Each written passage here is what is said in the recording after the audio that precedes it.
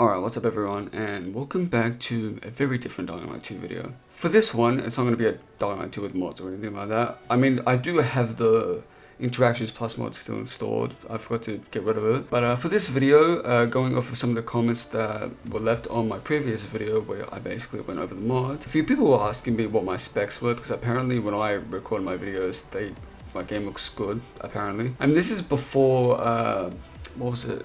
This was before I actually reinstalled the game on my hard drive, because if you install the game on like an external hard drive or on a different type of hard drive internally, your game will run like shit apparently. So what I've got up right now is a screenshot of the system requirements for Dying Light 2, so you guys can like look over it again and whatnot, but all of which are ray tracing included. So you get 2 that have ray tracing off, and then you have 2 that have ray tracing on. So going from the left, you've got minimum requirements. Following that is the recommended requirements. Next after that is minimum again, and then after that is recommended again. It's kind of repetitive if you want to put it that way. But for me, what would I run with? I think I'd run with recommended on the far right. I think that's what my specs are. As of right now, I can run at 60 FPS, full HD, high ray tracing. I can run with that. I don't have an i5, but I do have I think I have a Ryzen 5. It's not an Intel. For me, I've got the RTX 3070, which is alright. I've got a Windows 10 as well. No idea if I have 16 gigabytes of RAM or 60 gigabytes of SSD, but obviously you guys can look at this yourselves. You guys can, try and figure out what specs you are running. You guys can go and download GeForce Experience, and then that'll show you guys what graphics card you're running with. Unless you guys want to like go into your settings on Windows or Mac or whatever, and it'll just show you your specs there. But as of right now, the specs that I'm running with, I'm going to assume are the far right. So Full HD 60 FPS, Ryzen 5 instead of Ryzen 7, and then, so on and so forth. And yeah, I'm actually able to run on high ray tracing, which is pretty phenomenal, to be honest. Reminder, I've had this PC for at least 4 years now. I remember getting it in like 2020, I'm going to assume. Or it could have been way earlier or way later, I don't remember. But yeah, without further ado, let's jump into the game and I'll show you guys my specs in game. May I just repeat again, I'm very surprised that some people want to know what my game settings are.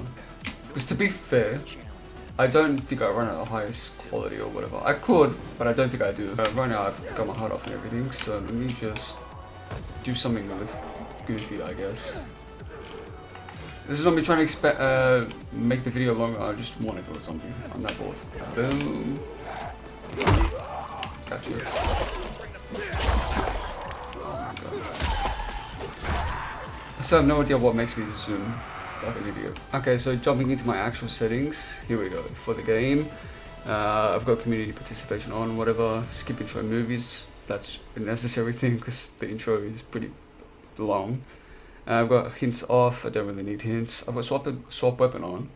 I had my headbutt reduction set to 20 before, but now I've set it to 40.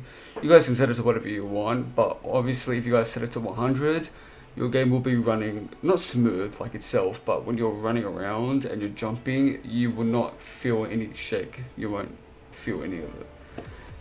Parkour, I've got physical parkour because I want to just be able to do shit better. Assisted parkour is a little bit weird. I've tried it before, but I don't think I've noticed any difference. I mean, I could be really retarded, but that's about it for me. I just use physical parkour. Auto sprint, I have that on because originally when Dying Light 2 came out, that was never an option. So whenever you would walk, it just gradually turned into a sprint. So I just kept it on all the time because it just felt weird to have it off. Disabled with physical. Okay, so you can't do any of that with physical parkour. Okay, so motorizer landing assist.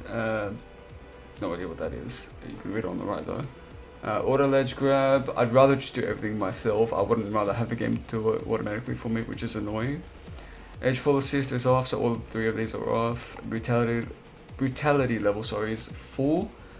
It doesn't not do anything if it's on minimal or whatever. It just doesn't. I don't think it does. Difficulty level is on hard. Asus Aura Sync. No idea what that setting is. Jumping into everything else, my HUD, I've got everything completely off. Especially with the FreeCam tool, you can disable everything on your HUD anyway, so I've got everything off. Yeah, just Survivor Sense is my main helper. Accessibility, down, that's about it. I don't really do much with it. Music, I've got that completely off. I don't know if it's because of copyright or if it's because I got really annoyed with the music in game, but I don't have the music on. Sound effects to a minimum of 5 because I prefer it off. Speech volume, I set that on and off every once in a while. Like I'll put it to maybe 10 or 5 and then maybe 20. This just depends on what video I'm recording because I don't like being annoyed by the NPCs because you can't really turn off NPC audio if that's even gonna make sense. Streamer mode, I don't really care about that because I don't stream much.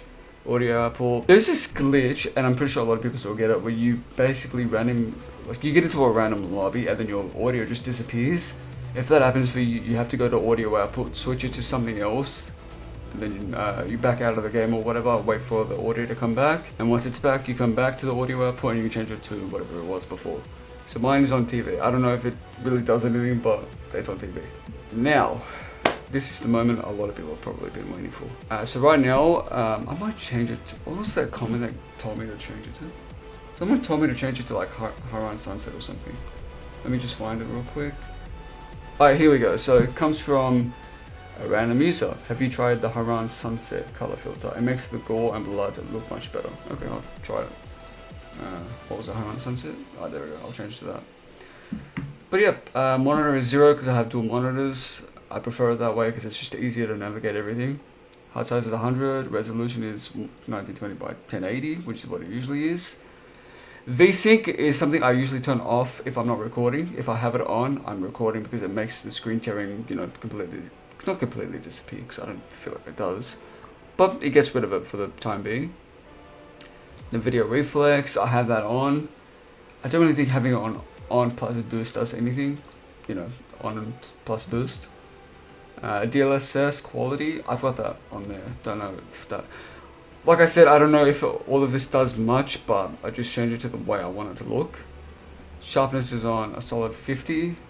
Gamma is max. It's been like that ever since the game came out. I've had that for Dying Light 1, I've had it for Dying Light 2. Chromatic aberration and film grain effect. These basically just make the game look really weird to me. I don't know why. So I have them both off. Motion blur is on completely 0. Field of view is on 95, but with the FreeCam tool, you can basically change it to whatever you want. Then for the advanced video settings, this is what I'm rocking. D3, D12 Ultimate. Asynchronous compute. I have no idea what these are, by the way. That's off. Texture quality is high. A lot of stuff are high. The anti-aliasing is stable. Ultra ray tracing shadows. Very high contact shadow quality. Ultra ray tracing for them 3. Yeah, for them 4, sorry, never mind. Retrace flashlight doesn't really change much with the flashlight, if I'm being honest. Fog quality and post-process quality is on high, and then the last 3 are on high. As for the keyboard and mouse settings, you don't really have to do anything if you want to. Like I said, these are just mine. You don't have to change them to anything. But this is just what I rock. But yeah, oh wow, what the hell? Is this meant to give me like a reminiscent view of Haran? I don't know, I prefer just playing Dying Light 1 instead of changing my settings, my color settings or whatever. But yeah, those were my video settings. Hopefully I didn't stretch out this video way too long and show you guys, irrelevant information. So like I said, some people just really wanted to know, so I delivered. But yeah, they really want to kill me, don't they? Ouch!